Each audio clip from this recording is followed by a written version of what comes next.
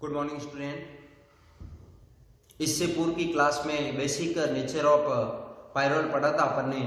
इस क्लास के अंदर इलेक्ट्रोफिलिक सब्स्टिट्यूशन रिएक्शन पढ़ते हैं पायरोल की, क्योंकि पायरोल भी एक एरोमेटिक यौगिक है और एरोमेटिक यौगिक होने के कारण ये इलेक्ट्रोफिलिक सब्स्टिट्यूशन रिएक्शन देता है। तो इसकी इलेक्ट्रोफिलिक सब्स्टिट्यूशन रिएक्शन देखते हैं। Electrophilic substitution reaction of pyrrole.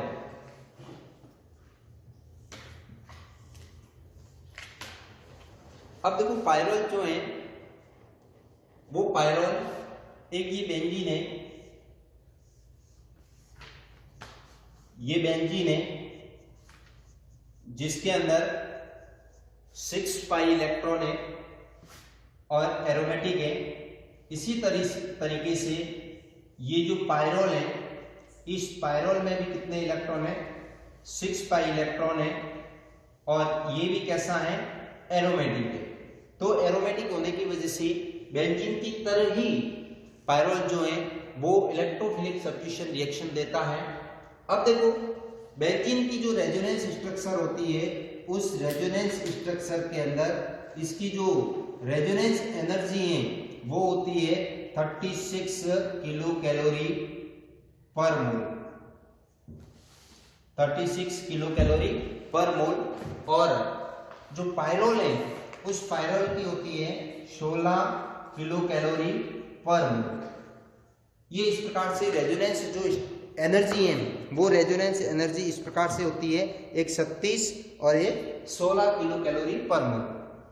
अब देखो इस रेजोनेंस स्ट्रक्चर से एनर्जी से क्या पता लग रहा है कि इसकी रेजोनेंस एनर्जी अगर हाई है, रेजोनेंस एनर्जी हाई है तो स्पष्ट है कि बेंजीन जो है उस बेंजीन की स्टेबिलिटी किससे ज्यादा है?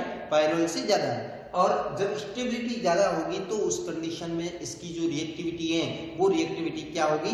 कम होगी। तो इस प्रकार से अपन कह सकते हैं कि बेंजीन की रिएक्टिविटी कम है और पायरोल की रिएक्टिविटी क्या है? अधिक है। तो पायरोल जो है वो पायरोल इलेक्ट्रोफिलिक सब्स्टिट्यूशन रिएक्शन के प्रति हाईली रिएक्टिव होता है, बहुत अधिक क्रियाशील होता है। जो फ्यूरेन है, इसके अलावा थायोफिन है, उनसे भी इसकी जो रिएक्टिविटी है वो बहुत ही हाई होती है। मतलब अपन कह सकते हैं कि the reactivity of pyrrole towards electrophilic substitution reaction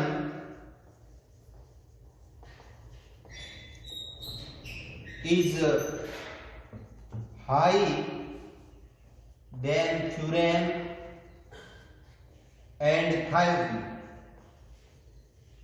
thiophene और फ्यूरेन की तुलना में जो पायरोल की इलेक्ट्रोफिलिक सब्स्टिट्यूशन रिएक्शन के प्रति जो रिएक्टिविटी है वो रिएक्टिविटी क्या होती है? बहुत ही अधिक होती है। अब देखो अगर फ्यूरेन की पायरोल की अगर संरचना देखते हैं कि संरचना के अंदर ध्यान से देखो, अगर ये पोजीशन देखते हैं तो पोजीशन किस प्रकार से होती है? ये पायरोल की संरचना है। अब देखो इलेक्ट्रोफिलिक सब्स्टिट्यूशन तो अभिक्रिया तो होगी, लेकिन कहां पर होगी? इसके अंदर इस पास वाली पोजीशन पर होती है या दूर वाली पोजीशन पर होती है? तो इस प्रकार से अपन बता सकते हैं ये जो पोजीशन है ये पोजीशन कहलाती है अल्फा पोजीशन। क्या कहलाती है? Alpha position. और ये वाली जो पोजीशन है इस पोजीशन को बोलते हैं बीटा पोजीशन। क्या कहते हैं? Beta position.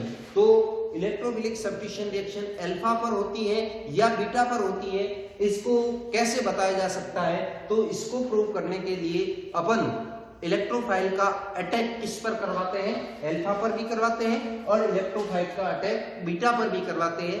तब उसकी कितनी रेजोनेंस स्ट्रक्चर बनती है, उस रेजोनेंस स्ट्रक्चर के द्वारा अपन बता सकते हैं कि अभिक्रिया कहां पर होती है? अल्फा पर होती है या फिर बीटा पर होती है।